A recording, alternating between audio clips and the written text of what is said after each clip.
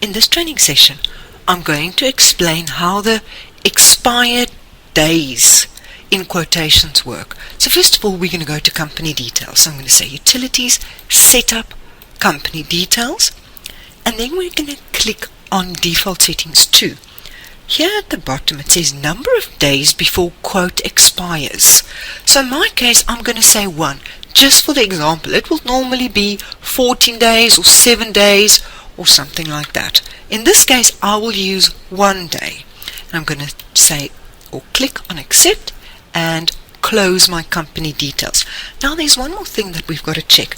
We also have to go to our security options. In other words, I'm going to say utility setup, menu access security. Remember, you only do this if you're a supervisor. I go to user and group maintenance.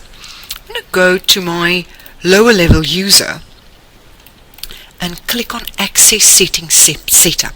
There I'm going to go to quotes, and you'll see over here invoice expired quotes.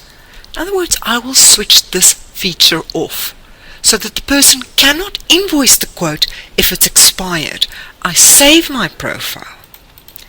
So now what I'm going to do is I'm going to log in as the lower level user. It's my user 2, and I select the correct company, and then I'm going to process a quotation. So I'm going to click on processing and quotes, and I select a quotation. I'm going to select this quotation that was done on the 1st of the 2nd. In other words, today being the 8th of February, my quote is expired.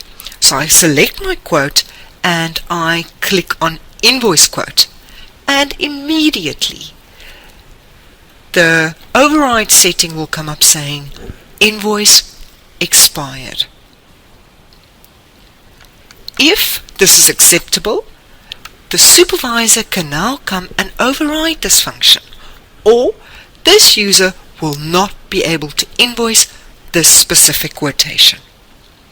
And that concludes how to set up the expired days when working with quotations.